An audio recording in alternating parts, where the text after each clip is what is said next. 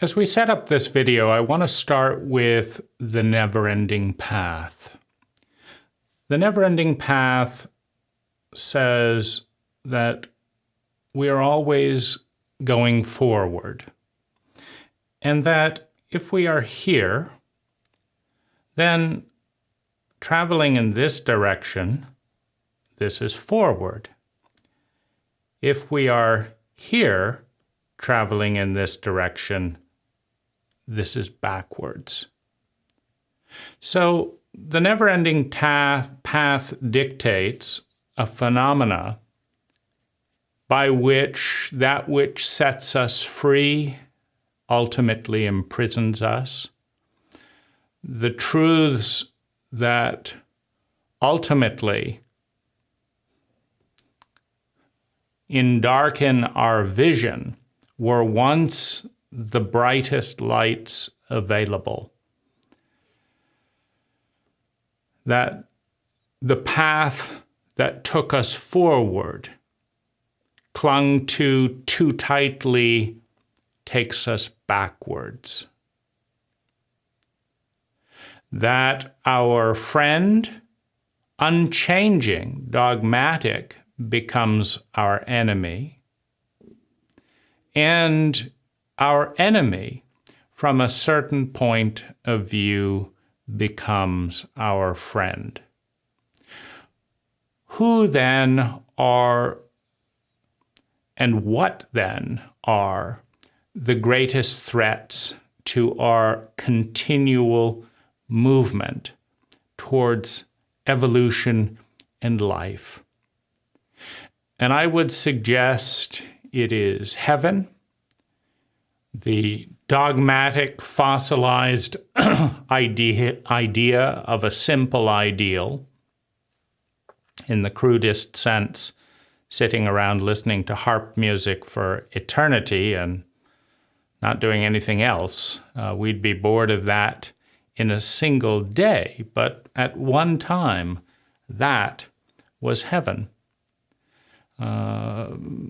Our gurus, our teachers, our greatest masters, our core dogmas in our cult, these are the things that will ultimately hold us back the most, because in the lineal chauvinistic thinking of either or, we cannot see the flaw in our own dogma. We cannot see the flaw in heaven.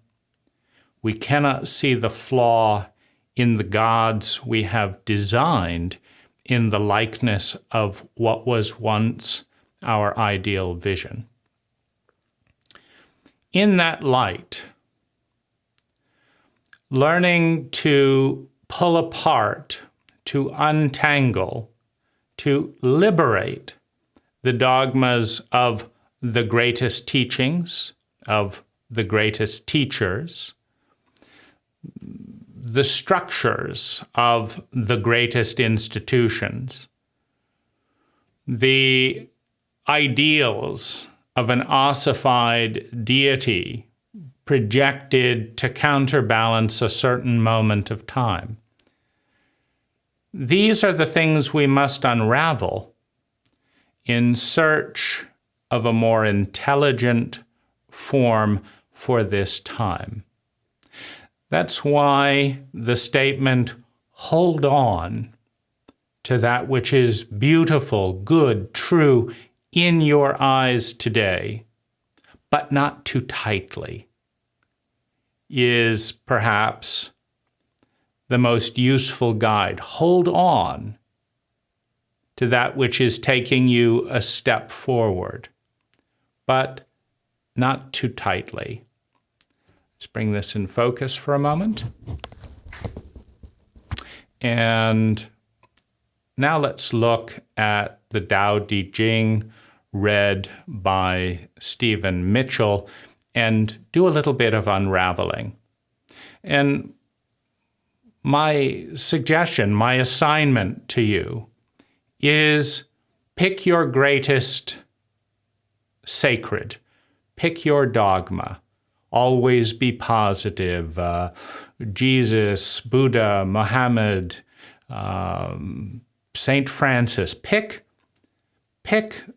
the one you have placed on your pinnacle, on your ideal, and tear them apart, not out of cruelty, but to set them free from the ossified image that you have cocooned them with.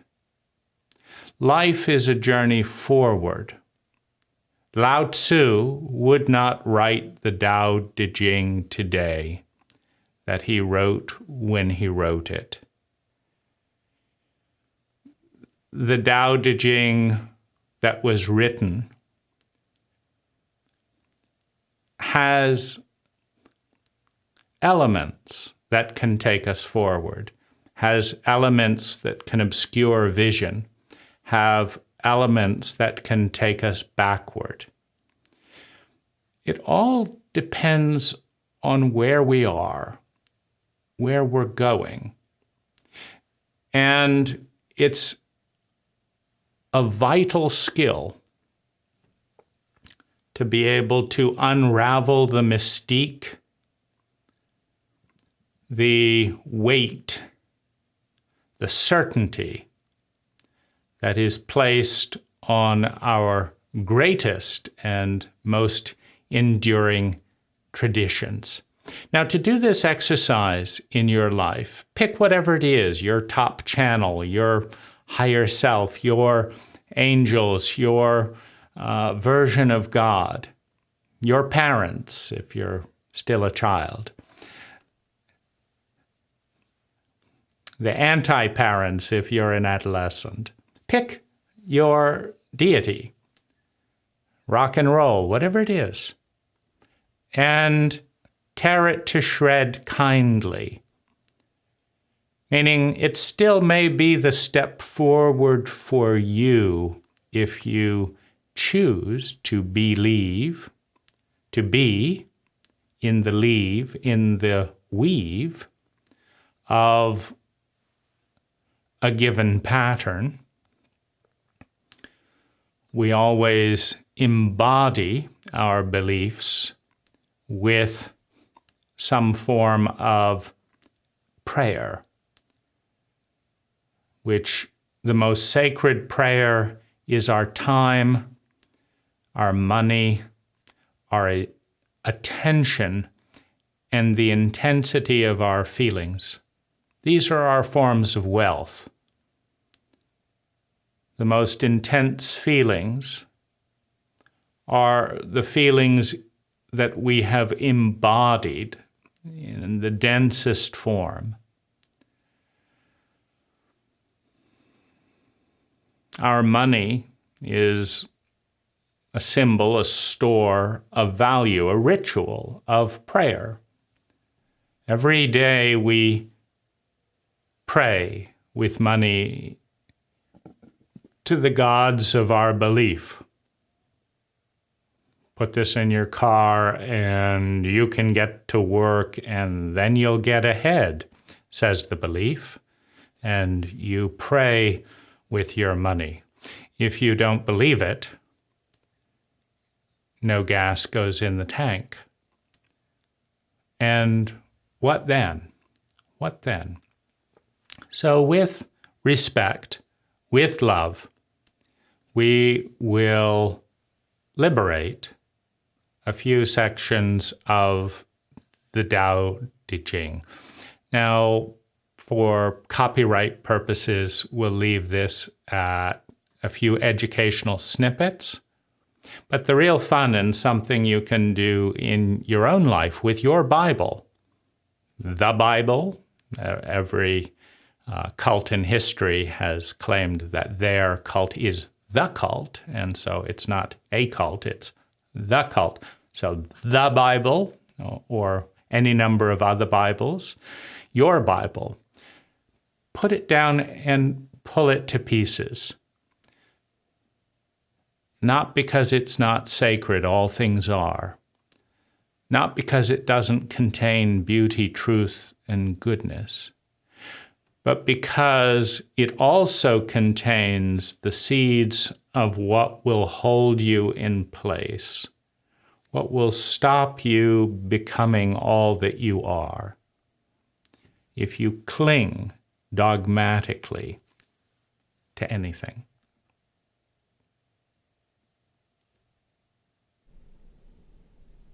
If a country is governed with tolerance, the people are comfortable and honest.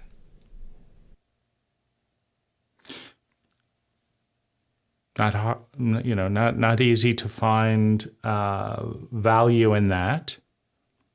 If a country is governed, leniently, then people will behave better. That lines up with statistics. But you can also, because we're dealing with polarities in which all extremes become toxic. They don't work. Too much salt in your body, you die. Too little salt in your body, you die. Too cold, and you die. Too hot, and you die. So there's a continuum. You could say that the most lenient government doesn't exist. Everyone, do what you'd like to do. We're not going to tell you to drive on the right side of the road. Drive wherever your spirit moves you to drive. And of course, you get gridlock, because if you have no idea on a road where you have cars going in both directions, who's going to drive on the left or any of this, then you have to be prepared for anything. And you're not prepared for someone to swerve over into your lane if you're driving 70 miles an hour. Because at 140 miles per hour coming nose to nose, you can't get out of the way fast enough. You can't put on the brakes fast enough. So when you become too lenient, why go to the gym? Why invest in retirement? Those are governances. Why stop at the stop sign, right? You move towards the other extreme. So in a dictatorship, in a monarchy of rule by fiat, by order, by command, then it's already starting off, in Lao Tzu's time, far to the extreme of totalitarianism, off with their head. They disagreed with the king. They made a remark in poor taste about the king, kill him, steal their farm. The king needs more food, and for their parties, let's increase the taxes. Well, in that type of environment, warning of the excesses of over-control is the most intelligent warning.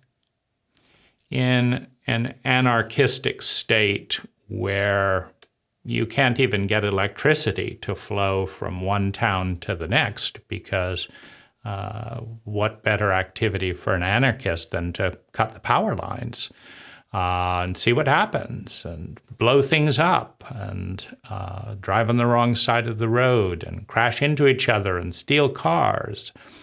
What better thing than to sit on the couch all the time, eating fattening foods and binging? Then it is the anarchy. If you relax the governance of yourself, of your mind. Why should we finish this sentence? We had a new thought. Why should we listen to Lao Tzu? It's so undopamine-like when all the other things are going on. And so obviously the counterpoint is as valid. If a country is governed with repression, the people are depressed and crafty.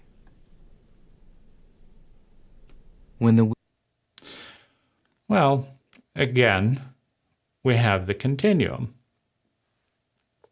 Soviet, Nazi level repression, where you have everyone turned into spies. It's not that different from what's going on in Marin County, California right now, where we have a synthetically engineered drought created by our water board. And the water board won't come on video, and they won't talk. They won't respond to emails, and they won't answer the need of the community for more water. Now, in the San Francisco Bay Area, we dump more than 30 million gallons of water into the bay every year, and we don't capture any of it. Why? Rising sea levels, right? We're not doing that.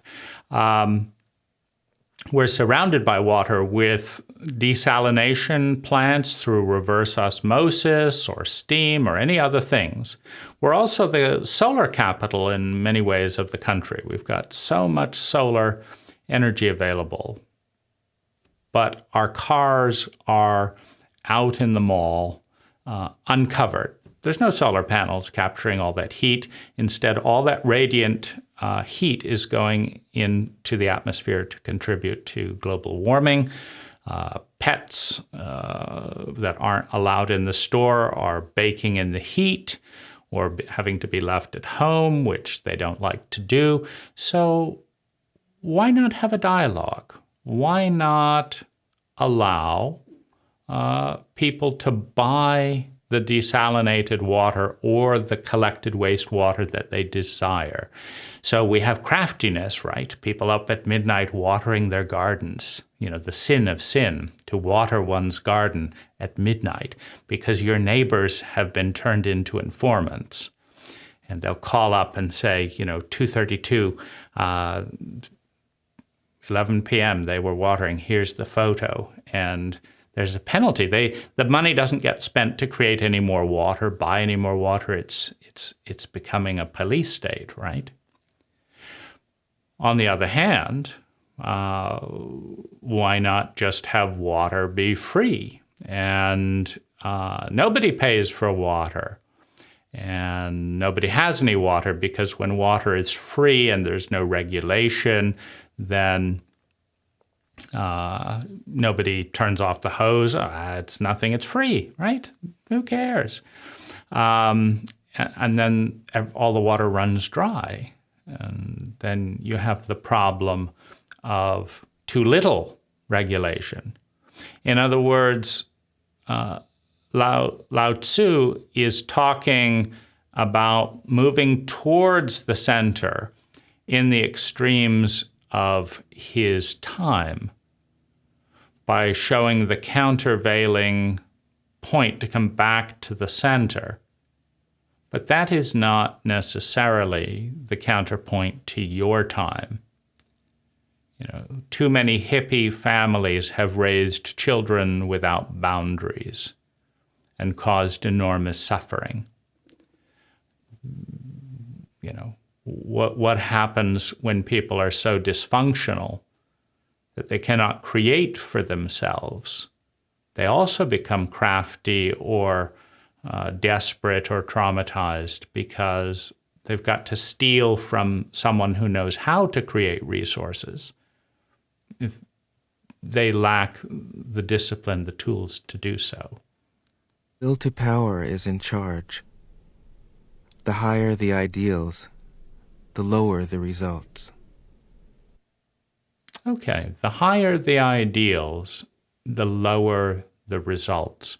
So if Lao Tzu and the Tao Te Ching is your ideal, and you consider it a high ideal, you will get worse results by pursuing the Tao and your ideal.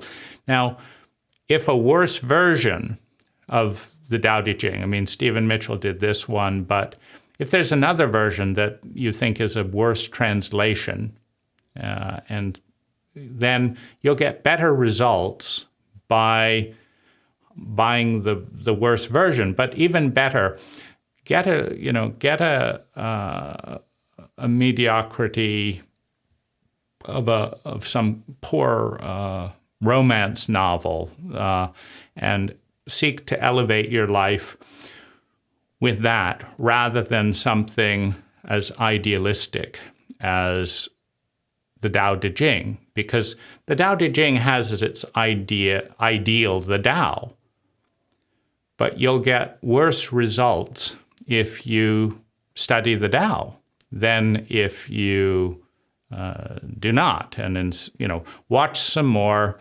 Netflix instead of reading the Tao. Get down to that funky beat rather than go to a classical music concert. Don't learn interesting dance steps when all you can do is this is a good dance move for the next 3 hours. Anyone can learn this. Why sully yourself with the poor results that come from striving for beauty, truth, and goodness? Try to make people happy, and you lay the groundwork for misery. Okay, so I asked my wife to write down a list of 30 things that would support her in the experience of feeling completely and totally loved. And nobody had asked her that question, and so we're not, and in fact, I have asked a number of lovers over the course of my lifetime to write down and communicate, what does beautifully ideal love look like to them? What is their ideal? When they say, oh, that's not my style, that's not my type, no, I don't like that, I don't like that. That's doing the negative, right? You're saying, well, I don't want that. That's adolescence. Child sympathetic, you like everything, you just copy your parents, you copy your cult. Adolescence, none of it's good enough. That's relatively easy, sympathy, antipathy, but what's your synthesis? What is your ideal? What is it that would make you feel completely, utterly, and totally loved? And there are an astonishing amount of human beings on the planet today that have, 1, never asked themselves that question, 2, never answered the question, and 3, never been asked that by a single lover in their entire life. What would I need to do? How would I need to do it that would make you feel completely and totally loved? I'd ask you the same question. It's a good one. And what we're referencing is your ideal, your fantasy that you've never pinned out exactly of what being totally loved looks like. If you're an adolescent, of course, this is all tied in with, grandiose sex and self-importance. Fine. Many people are psychological adolescents, so spell it out. This is, this would happen, and then this would happen, and this would happen. What is your script that you use to evaluate whether or not people are good or bad lovers? Because you've got one. You just aren't telling anyone because that would make it too easy, right? People might actually love you if you told them what your script was. They might. Then again, they might not. First you have to do this, then you have to wait, because I have to mull for 2 weeks. You have to wait and not look at anyone else. Don't look at a single other woman while I'm keeping you waiting, because otherwise you're out, right? So you have to wait, then you have to go over here. Then when I say don't do this, you've got to do it. And then over here, when I say do this, you also have to do that. You have to know the difference, and then you have to do this and this and this, this, this, this, this, this, this, this, this, this, this, this. You have to go drive way over here. Then you have to go way over here. And you have to come back again to prove that you will do whatever I say you'll do. That otherwise you're not a safe person. And then you've got to do this, you've got to do this, and do this. If you do all that, I'll feel completely, totally loved. Except I won't have any respect for you, because real men wouldn't be told by a woman what to do. So by the very moment you would totally and completely love me, you're not a real man. And so I'd never spend time or hold in any high regard someone who wasn't a real man. And so I've got my perfect little maze of how I will never, ever come anywhere close to being loved, and will punish and complain the entirety of my existence. Try to make people moral. And so that's, I guess we're getting off track, was what Audible was saying. But here's the crux of the matter. My wife says that giving her fresh flowers makes her feel loved 7 out of 10. I've given her more than 100 bouquets of fresh flowers, and she feels more loved. My wife says that writing a card telling her what I appreciate about her increases her love feeling to a 10 out of 10. I've given her more than 100 cards of appreciation. Another one last night, and she felt happier. So Lao Tzu says, try to make someone happy and you'll bring misery. The data says that if you ask someone what will make them happy, and you're asking an intelligent person, that makes you happy, right? If you want to ask an idiot what makes them happy, they'll talk about all kinds of self-destructive behavior because they're an idiot, right? And so, but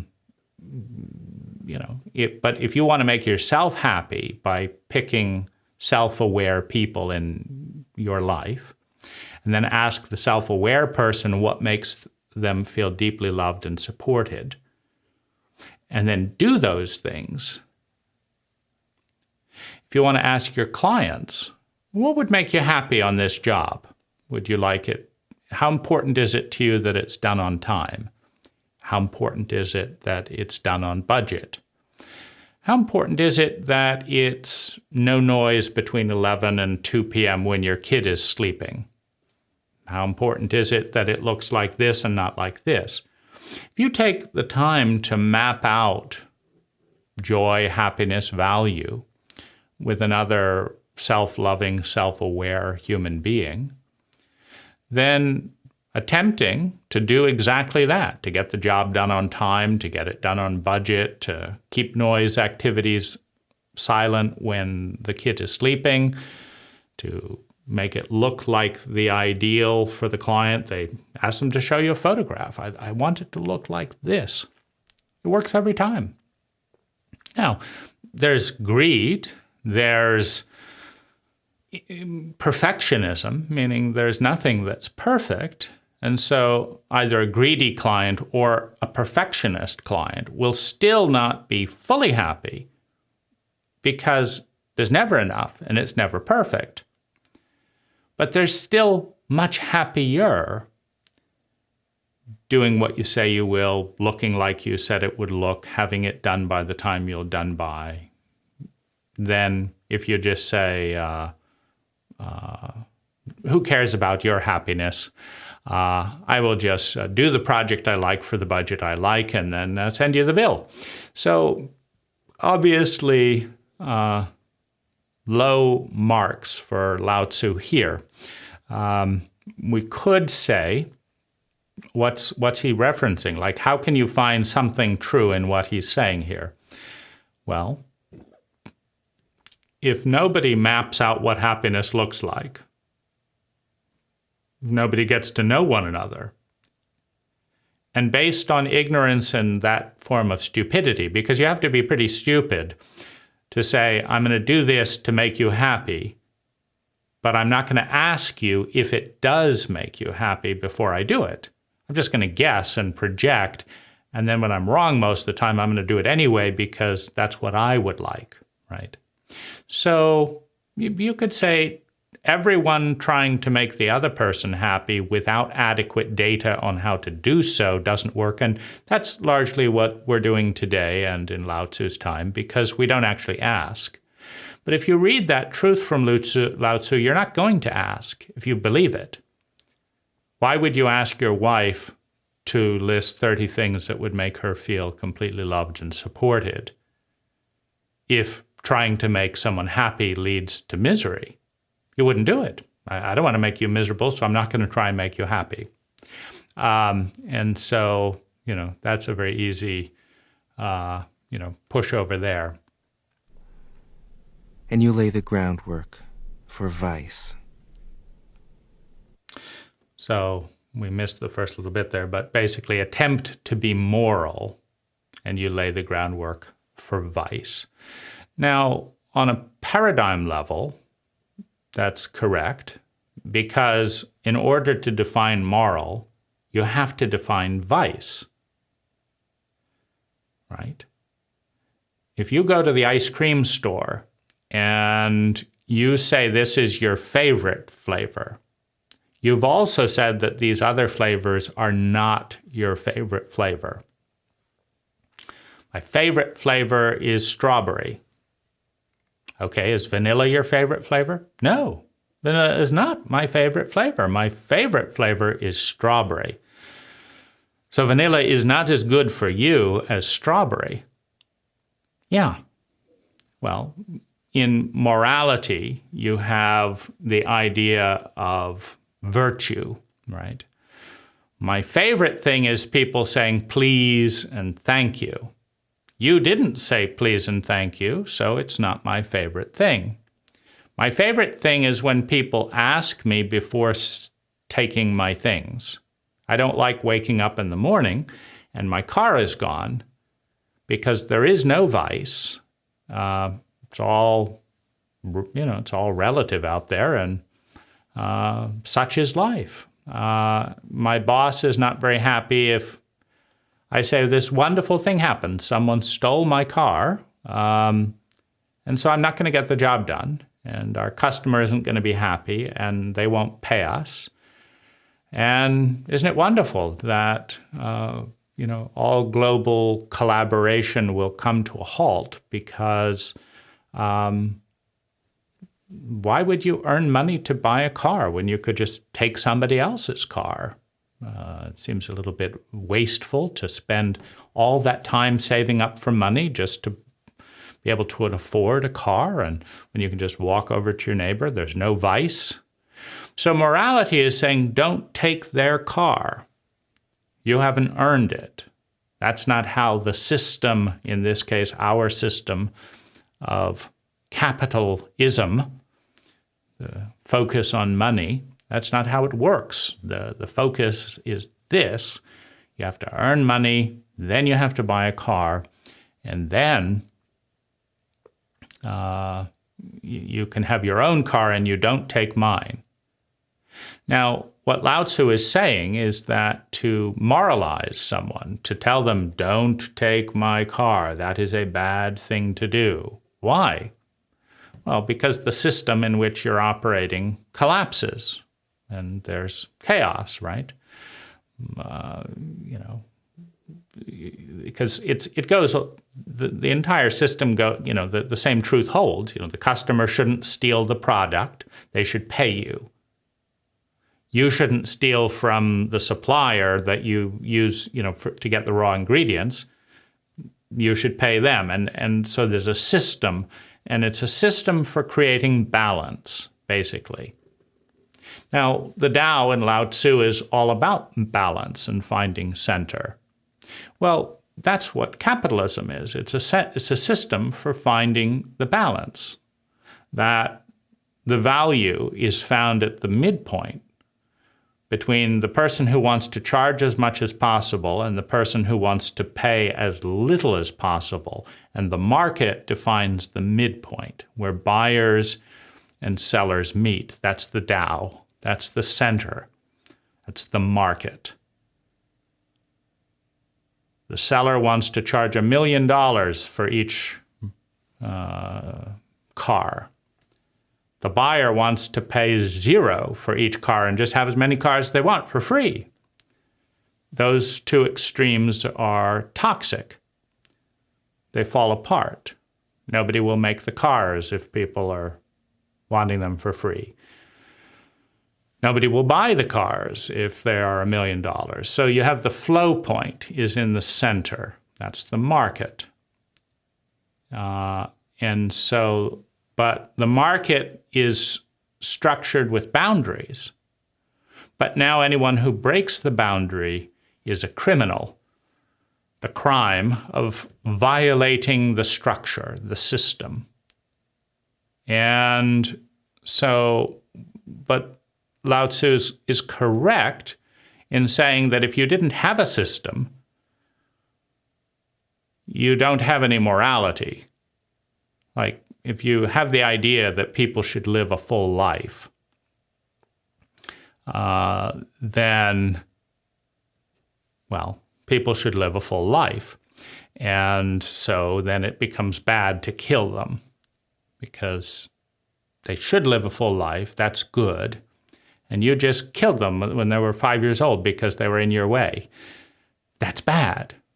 That's morality. This is good, to let people have a full life. Killing 5-year-olds because they're in your way, like you're backing up, you're in a hurry. And, 5-year-olds don't do much damage to your car if you hit them at low speeds. And so the expedient sociopath, of course, why would they stop for a 5-year-old? Because if you let them live, they'll be in your way the next day. Right when you're trying to drink your coffee, God, that fucking kid, just kill him, kill him. No more whining, no more getting their ball on your lawn. They're supposed to keep it on their lawn, right? So get rid of morality. And now the sociopath is on an equal footing. Obviously, the 5-year-old needed to die. The Tao is the way. It's all perfect just the way it is. And so,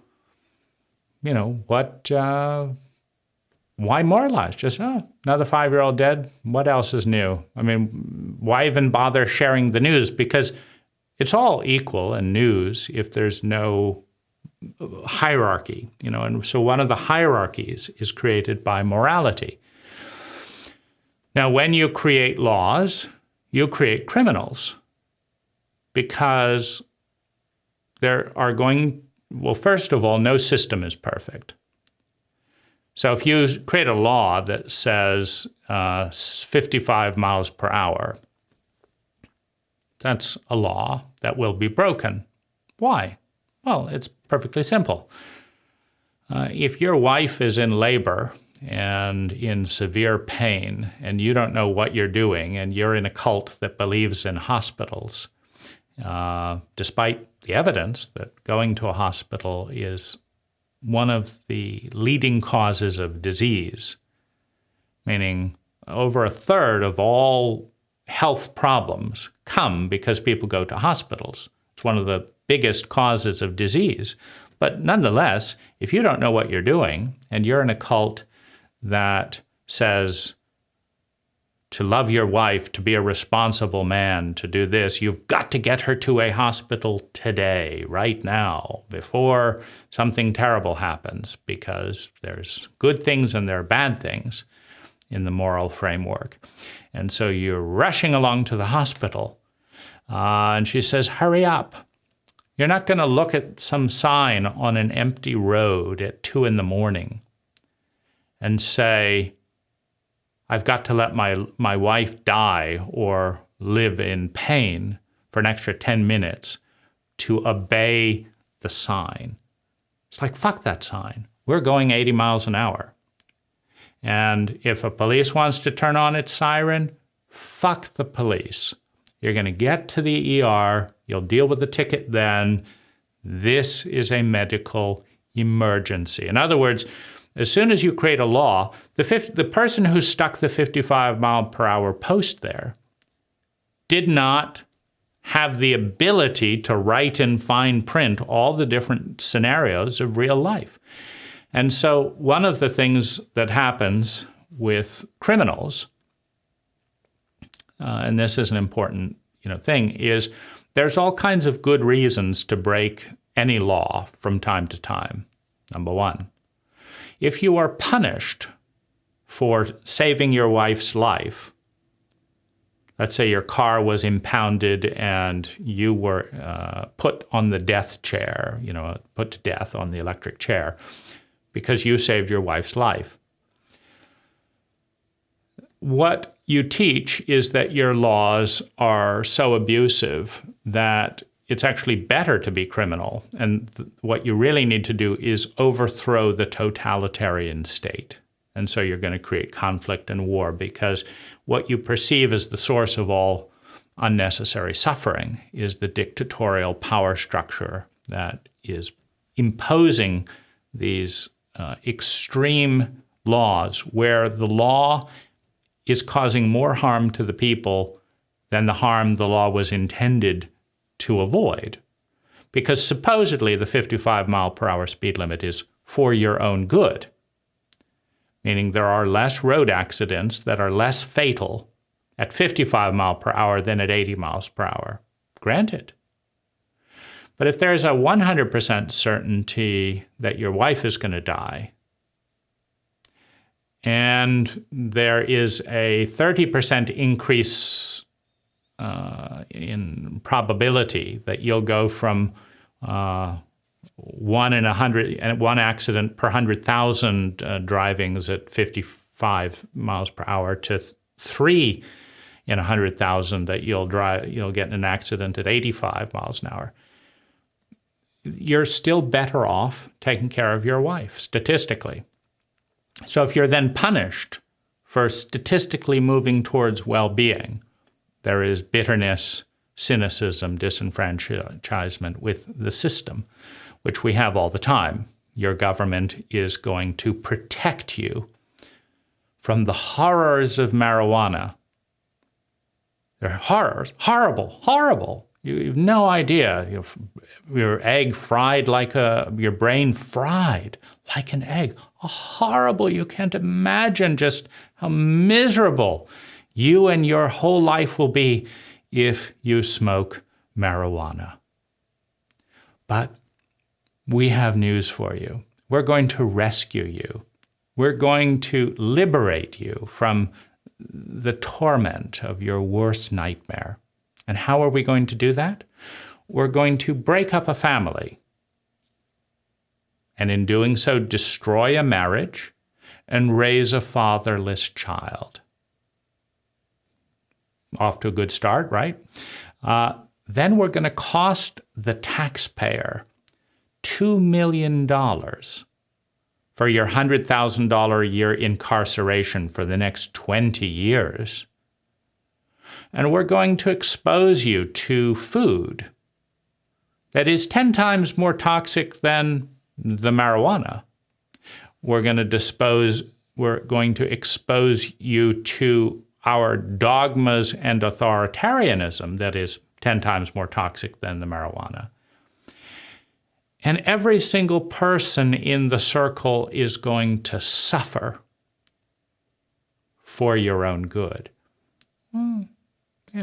It's lacking in a certain level of intelligence, perhaps.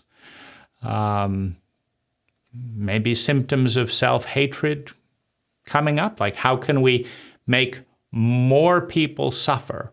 How can we suffer, all of us, as much as absolutely possible? And take a minor thing, like you may not remember to take the trash out, heaven forbid, while you were smoking a joint. You may not.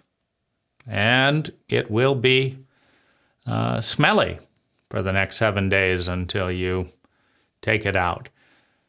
But to avoid that extreme harm to society, we will destroy a marriage, create a fatherless child who feels unworthy, create another criminal in many cases, if it's a boy, and we will express our racism by imprisoning black men much more than white men, just to compound the message that enslaving a race wasn't good enough 100 years ago.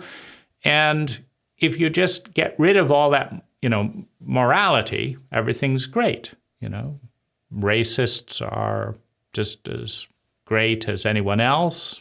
Sadistic governments that destroy families are as good as any other government that doesn't destroy family. And so these are moral assessments. But as soon as you create a moral line, you create the people that don't fit into the box. You create criminals. And Lao Tzu is pointing to that fact, but in the Tao, you look at the center. So where's the counterpoint, right? If there is zero penalty for harming oneself and others repeatedly, the virus of that trauma and disease spreads. When you destroy entire families over minor offenses, you create more disease than you healed. When you go to a hospital and catch staph infection that's running around the overworked, often highly addicted health professionals, you're more likely to be an addict if you're a doctor than if you're an average person, because you've got free access to drugs and you need stimulation to work long hours. You're going to be less healthy as a doctor in many cases than an average person. So you can look at this from both sides. Thus the master is content to serve as an example and not to impose her will. And so your neighbor runs over your 5-year-old, and what is the example? The neighbor has run over several other 5-year-olds because, there's no morality and stuff. So what is the example in that situation? You don't run over your neighbor's 5-year-old. You pick your 5-year-old up and bury them the way the other 5-year-olds are being buried by speed junkies in the morning. What is the example? You don't drive and leave the road to road maniacs? How does that work, right? Does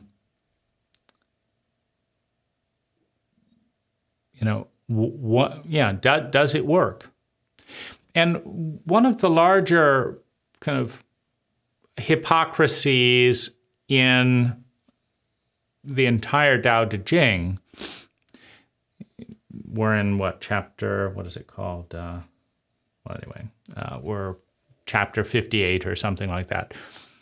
Early on, Lao Tzu says, if you want to improve the world, you can't.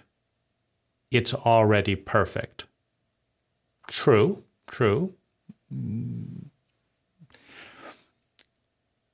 Within that perfection, though, are all the people who are changing the world and who want to change the world. I mean, the world is here, and our world is filled with people who want to change the world, one, and people who are changing the world. If you look around and you see there are millions of people who want to change the world, and there are millions of people who are changing the world. You and I, every single day, are changing the world. Just depends on how you define changing the world, right? The world has a hand in this location at this height. Now the world has a hand in a location in this location at this height, and now it has a hand at this height. I just changed the world, a tiny bit of it, in my sphere of influence. The world is changing. Why? Because I want to change it, and I'm changing it. If you want to change the world, you cannot. The world is perfect as it is. The is everyone changing the world, and a large majority of people wanting to change the world. Meaning, if you ask everyone on the planet to raise their hand if they would like the world to change in any way, world peace, anything, more soda, more cocaine, whatever, you want the world to be closer to your ideal. 99% of the people on the planet want to change one or more things about the world. So that is the world.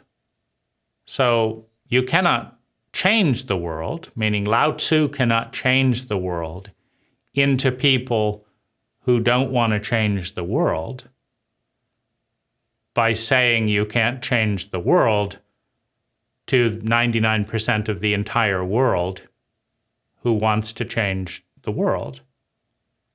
If Lao Tzu doesn't want to change the world, then you accept that the world is filled with people who want to change the world, and you don't try and change that.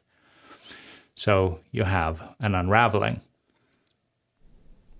She is pointed, but doesn't pierce. Okay. Obviously a little difficult there. What's the purpose of a point if not to pierce? What if someone runs into the point? Doesn't it pierce? If you have a point somewhere and anything hits it with velocity and the point is strong enough to withstand the friction, doesn't shatter, then it does pierce the point. Straightforward, but supple. Straightforward and supple are not,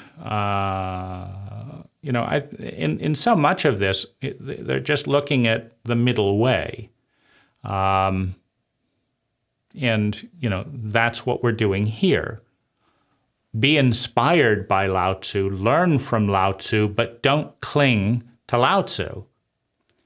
Because Lao Tzu is your worst enemy if you've been clinging to him for a while and you're not growing because you're referencing the past, you're not reading other books and learning from other books, etc. So, if you go spend some time with Lao Tzu and learn something new and then let go of Lao Tzu, that's probably the best way. Radiant, but easy on the eyes. So again, the middle way. Turn up the light bulb so that you can see it, so that it glows, but not 5,000 watts so that a single glance blinds you. And this is all, of course, relevant to the human eye.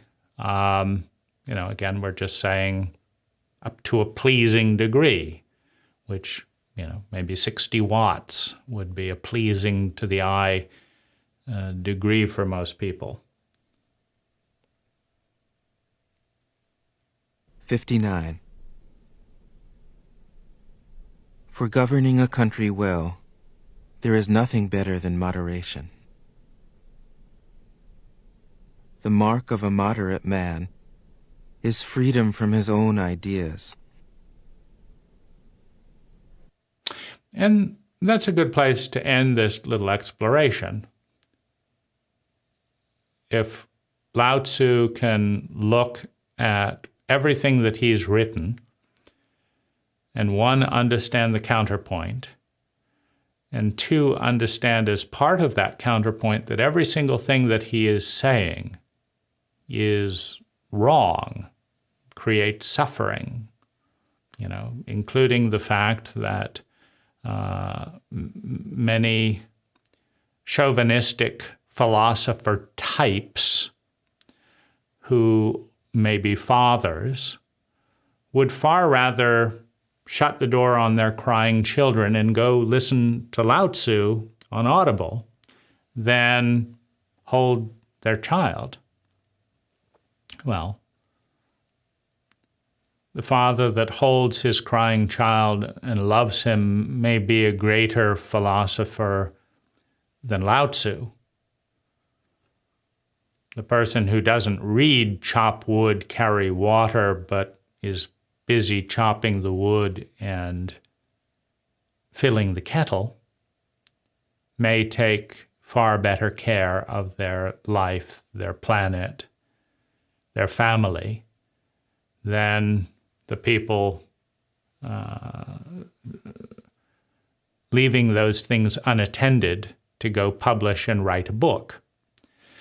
And so there's laughter, there's healing, there's release when the structures that we use to take ourselves from one point on the endless path to the next point on the endless path, when they dissolve, and there's no language,